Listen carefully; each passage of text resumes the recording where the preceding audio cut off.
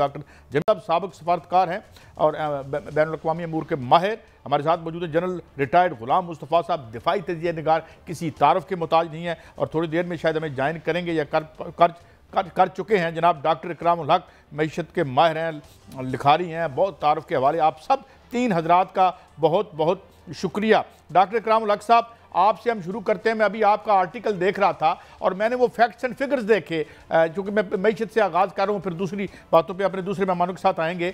फ़िलहाल अगर हम अपना ट्रेड देखें तो बड़ा कमज़ोर ट्रेड है हमारा इन SCO मुल्कों के साथ, जो मैं देख रहा हूँ। मैं फिगर्स भी दे दूँगा आपको, लेकिन क्या इस अपॉर्चुनिटी को इकोनॉमिकली कैसे देख रहे हैं कि इकोनॉमिक इज़ आर आखिरीज हील? क्या इधर से कोई हमारा रास्ता निकलेगा किसी रिकवरी की तरफ? जनाब डॉक्टर इकरामुल हक साहब।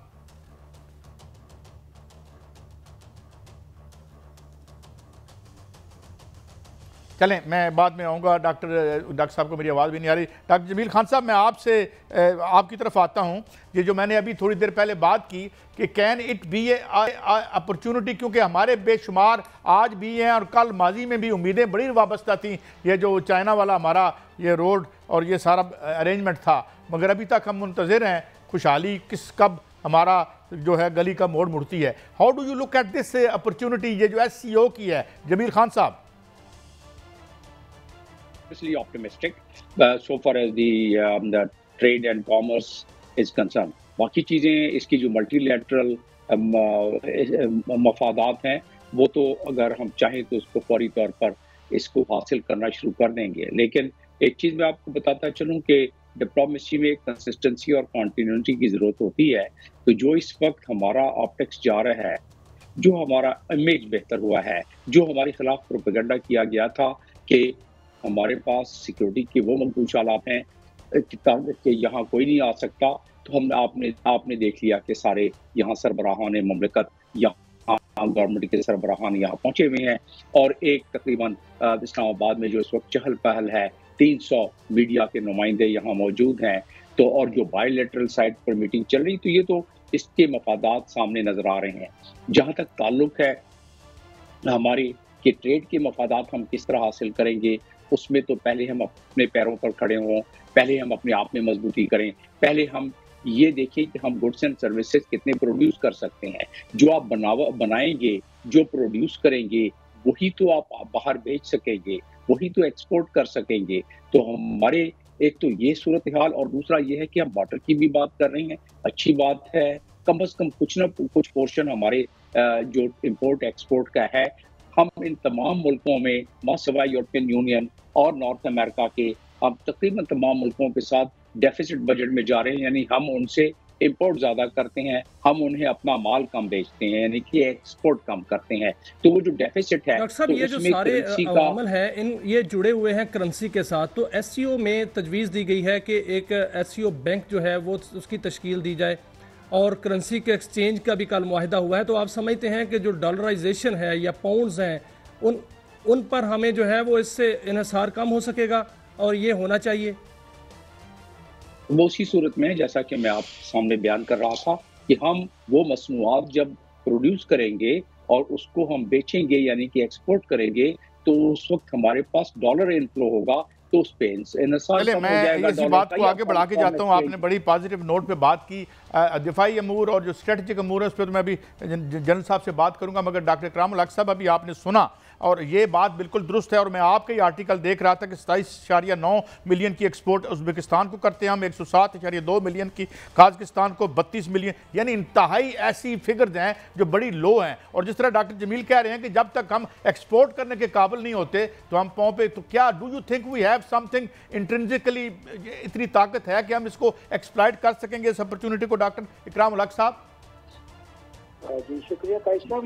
मसला ये है कि हमारे जो फंडामेंटल इकोनॉमिक्स के प्रॉब्लम है उसमें आपने देखा कि कॉस्ट ऑफ जो मेन बिजनेस है वो कुछ हमने एनर्जी कॉस्ट और फिर उसके बाद आप टैक्सेस का निज़ाम देखें तो वो इतनी महंगी हो गई है कि अब हम कंपेटिटिव चीज़ें तो बना ही नहीं पा रहे हैं, ना वैल्यू एडिशन की तरफ यहाँ तवज्जो दी गई है। तो ऐसी अपॉर्चुनिटीज़ को जाहिर है कि तभी हम उससे फ़ायदा उठा सकते हैं जब पहले हम अपने फंडामेंटल्स को दुरुस्त करें और उसकी तरफ तवज्जो हमारी कम रहती है।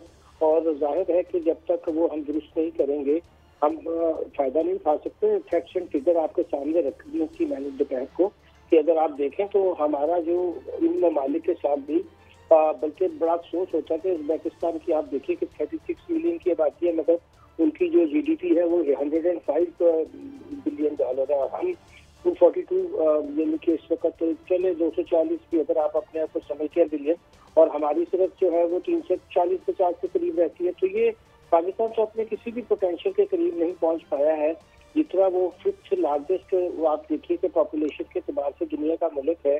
तो ऐसी अपॉर्चुनिटीज पे जाहिर है कि हम सब मुस्बत ख्यालात का जज्बात का इजहार तो करते हैं, मगर साथ ही हमें हकीकत पसंदाना भी होना चाहिए। अच्छा, मैं डॉक्टर साहब मैं आपकी तरफ आता हूं, मैं थोड़ा सा इनपुट ले लूं जनरल साहब का। जनरल साहब 2-3 बातें हैं, एक तो 2 बातें, एक तो ये कि इकोनॉमी के लिए भी यहाँ हमें इंटरनल सिक्योरिटी जो है उसको बीफ अप करना पड़ेगा, हालात को ठीक करना पड़ेगा इस पे, और सेकंडली ये भी फरमाइएगा कि हमारे हमसाये में बड़ी एरोगेंस आ गई है, ये जो कनाडा वाला मामला है, तो इन दोनों इशूज़ पे आप क्या समझते हैं कि हम किस हद तक काबू पा सकते हैं जनरल साहब? देखिए, सबसे बड़ा मसला तो ये है कि हम भारत और उसके अज़ाइम को सही तरह समझने में शायद नाकाम है, ये हम समझना चाहते नहीं हैं। भारत एक तोसी पसंद मुल्क है और अपने असर को और अपनी ताकत को बढ़ाने के पीछे पड़ा हुआ है, और पाकिस्तान उसके रास्ते की एक रुकावट है जिसको उसने दूर करना है, आज नहीं कल, उसका ये मकासद है इसमें। अब कनाडा के साथ जो इनका वाक़या हुआ है, जो इनके 6 लोगों को एक्सपेल कर दिया कनाडा ने, वो कुछ दिनों में ये सेटल हो जाएगा, क्योंकि ना कनाडा अफोर्ड कर सकता है ना ही भारत अफोर्ड कर सकता है इसको करने के लिए। मसला ये है कि हम जो खुशी के शादियाने बजा रहे हैं कि शंकर साहब तशरीफ ले आए हैं, इससे बर्फ़ पिघल गई है, कहाँ की बर्फ़ पिघली है? अब देखिए, एशियान का पिछले दिनों इजलास हुआ, वहाँ पे मोदी तशरीफ ले गए थे खुद। यहाँ पर उन्होंने जानबूझ के इसको डाउनग्रेड करके अपने वज़ीर ख़ारजा को भेजा यहाँ पर। दूसरा, उसने आने से पहले बड़ा ऐलान कर दिया था कि मैं कोई साइड लाइन पे कोई मीटिंग नहीं होगी, सिर्फ इस हद तक होगी बातचीत, जो मीटिंग जो चल रही है SCO की उससे तक बात होगी, शायद बात नहीं चलेगी इसमें। तीसरा सबसे अहम पॉइंट ये है, क्या पाकिस्तान इस मौके का फ़ायदा उठाते हुए भारत के बारे में अपने जो खदशात हैं या जो इनके सबूत भी हमारे पास मौजूद हैं, बार बार हम इस बात का जिक्र भी करते रहे हैं, क्या हम ये दुनिया के सामने रखेंगे SCO वाले के सामने कि ये कुछ भारत ने किया है, चाहे बलूचिस्तान को ले लें, चाहे वो दूसरे मुल्क के हिस्से को ले लें, जो कराची में पिछले दिनों वाक़या हुआ है उसको ले लें आप, तो क्या हम ये सामने रखेंगे दुनिया के सामने? अगर हम दुनिया के सामने रख के अपनी बात दुनिया को बता सकते हैं और हम कश्मीर का मसला मुकदमा पेश कर सकते हैं, फिर तो शायद मैं समझूंगा कि इस जो मीटिंग है उसका पाकिस्तान को भरपूर फ़ायदा हुआ है। बाकी जहाँ तक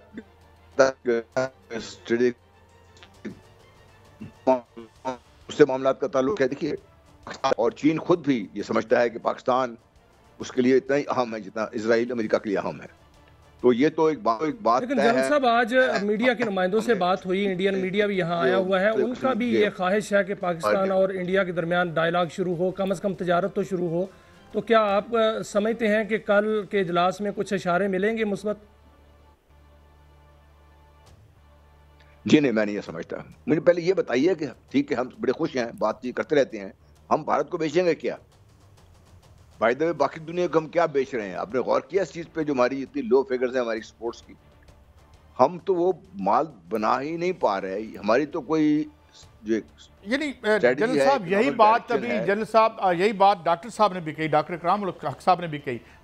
जमील खान साहब ये फरमाइए, जिस तरह ये 2 बातें आपके सामने आई, ये तो ये क्या ये जो हमारे हैं जो इंडिया से हम खौफजदा इस माने में रहते हैं कि वो हमेशा कोई साजिश ही करेंगे, एक ये बात, और दूसरी बात ये इंट्रिंसिकली अगर कोई हम बेचने के काबिल हों तो फिर ही तो होगा। इन दोनों पे आपका ये टेक और आपका टेक, और फिर मैं चलता हूँ डॉक्टर साहब की तरफ। जी यही मैं बयान कर रहा था कि जब हम कोई माल बनाएंगे, जब हमारी ईज ऑफ बिजनेस और cost of doing business competitive होगा, हमारी इंडस्ट्रीज बजाय बंद होने के मजीद इंडस्ट्रीज कायम होंगी, तभी तो हमारे पास वो सरप्लस होगा कि जो हम एक्सपोर्ट कर सकेंगे। क्योंकि वो सरप्लस नहीं है तो आप तो GSP प्लस में भी जो आपको रियायत मिली है वो आप हासिल नहीं कर पा रहे हैं।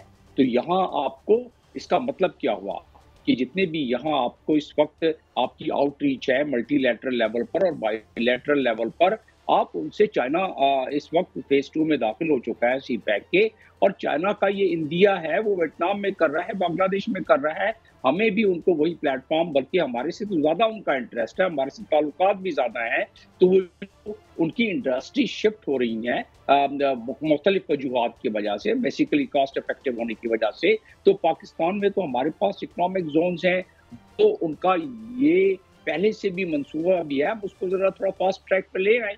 जब फास्ट ट्रैक पे ले आएंगे तो यकीनन कॉस्ट ऑफ डूइंग बिजनेस में, क्योंकि वो अपना सोलर सिस्टम भी लेके आ रहे हैं, अपनी टेक्नोलॉजी भी लेके आ रहे हैं, तो उस लिहाज से अगर वो शिफ्ट हो जाती हैं तो इसी तरीके से हम अभी जो एफर्ट की है 5 हमारी जो आईपीपीज कंपनीज हैं, उसको जिस तरह के अभी मामला तय हुए हैं, इस तरह आगे आईपीपीज कंपनी के तो कम से कम 65 रुपए फी यूनिट बिजली, जो कि कनाडा से ज्यादा इस वक्त चल रही है, अमेरिका से ज्यादा इसके रेट चल रहे हैं, तो कॉम्पिटिटिव नहीं है हम, तो इसलिए हमें गुड्स एंड सर्विसेज हमारे पास नहीं जो हम एक्सपोर्ट करें, तो ये हमारे लिए सबसे बड़ी रुकावट है। लेकिन इसका मतलब ये नहीं है कि इंडिया से हमारे ताल्लुकात ठीक नहीं होने चाहिए, लेकिन जब इंडिया से ताल्लुकात ठीक करने के लिए हम कदम बढ़ाते हैं तो हमने अपनी कौमी वकार और कौमी इज्जत और नामूस का भी ख्याल होता है।